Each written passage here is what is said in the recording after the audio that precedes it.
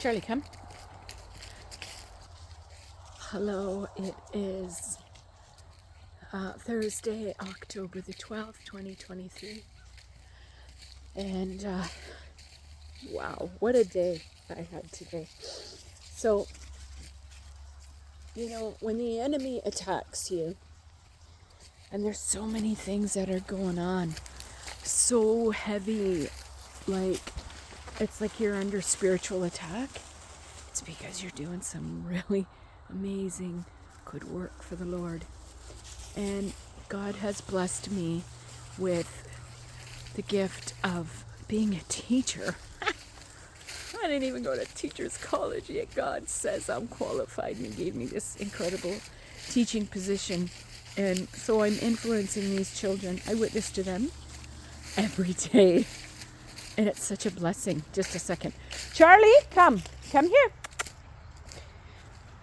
And anyways, I've been sharing, like these children, they're 5 years old. So, you don't tell them grown-up things, but you share at the level that they can comprehend enough to impact them in a positive manner. So, I tell them how important it is each day. I shared this already, but I'm going to share it again. But I tell them that prayer is just as important as breathing. And I ask each of my kids every morning, how important is breathing to you? They say it's so important. So now, we're in the second week of October. So we've been in school for 6 weeks now. So they know. I say, okay, all right, friends, we're going to start with the most important part of our day. What is it? Talking to God. So we start our day with prayer and talking to God. And I've been sharing just different things. Like today, I shared with them that when I was a child growing up, I went to church, maybe 3 times a year. We went Christmas and Easter, and maybe sometimes on Thanksgiving, but we weren't a church-going family. And I was raised Roman Catholic, and that faith, the teachings are you have to earn God's love. And there's a lot of rules and regulations that you have to abide by and follow. And, it's kind of like the Jewish people had the 613 laws back in the day. Oh boy, just a minute. I think Charlie's rolling in poop. Charlie! Get out of there! Sorry. And so the Jewish people, they could not abide by those 613 laws and the 10 commandments. So God sent His Son, Jesus Christ, to come, and He set the example of how we are to live. And He gave us 2 commandments. Love the Lord your God with all your heart, mind, and soul, and love your neighbor as yourself. And anyways, listen, I'm going to be scattered. My brain's going to be scattered all over the place. It seems like I'm the only person that has come through these woods today, because there are spider webs everywhere. And I'm just seeing right now this ginormous spider. And I've already come across several spider webs. So that indicates that people have not gone through this path yet today. So anyways, come. All right. Sorry. Kind of like ADD going on over here. But no, I got lots to say. So anyways, the last 3 days in my house, there has been so much fighting. Just arguing and disagreements, and just, it's like we're under spiritual attack. And anyways, oh my goodness.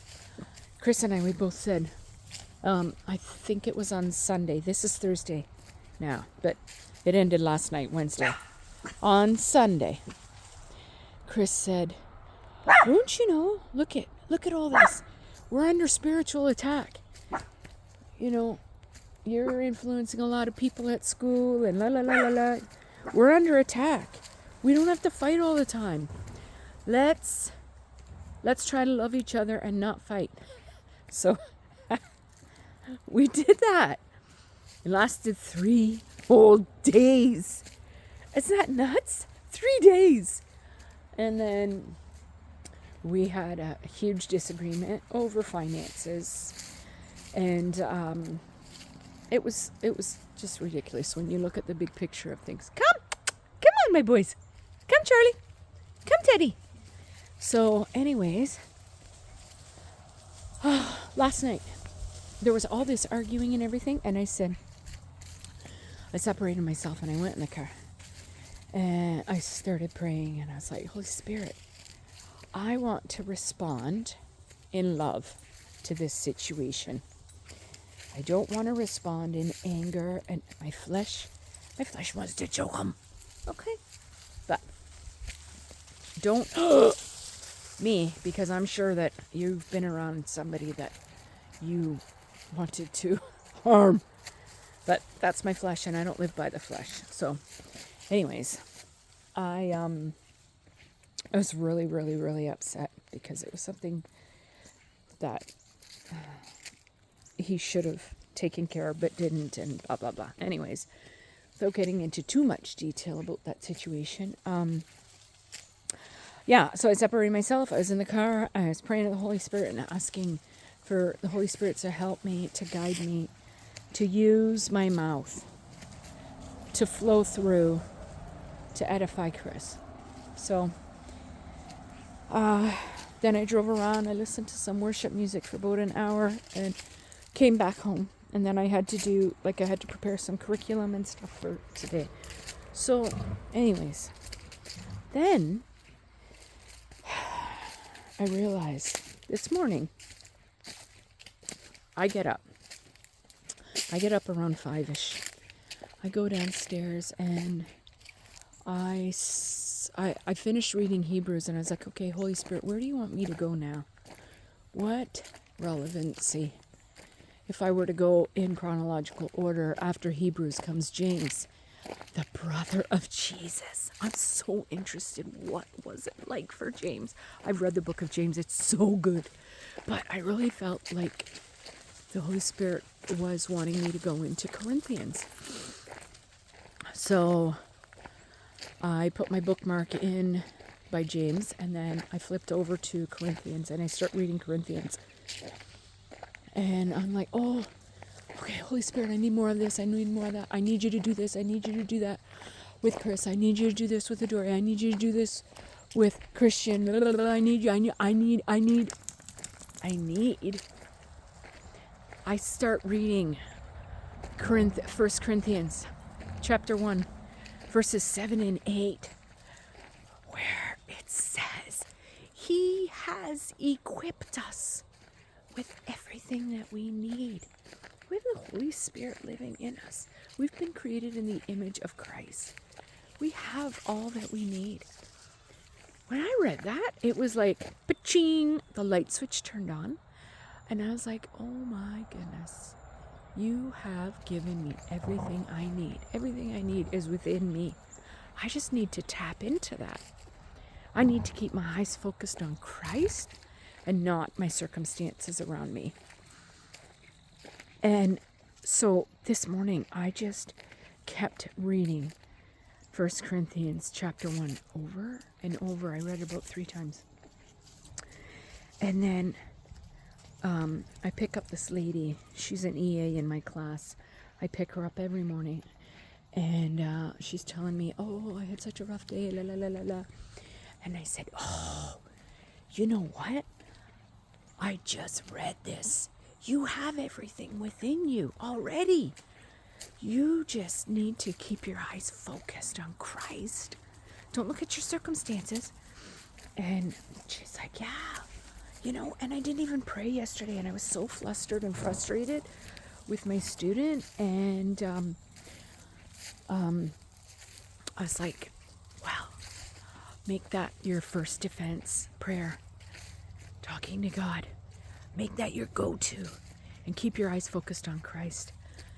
And the student that she has Reminds me of the student that I had last year when I worked in the public sector. And I prayed over this boy continually. It was like I was casting out a demon. I'm not lying. And I've been around that kind of stuff over the last 10 years through different family members. And Teddy, Charlie, come. Let's get a treat. Want a treat? I don't have a treat now. I lied to my dogs. Oh my gosh. Oh, I have a treat in the car, so I'm not technically lying. Yeah, let's go. We'll go to the car. So, sorry. Like I said, I'm all over the place. It's okay. We love each other.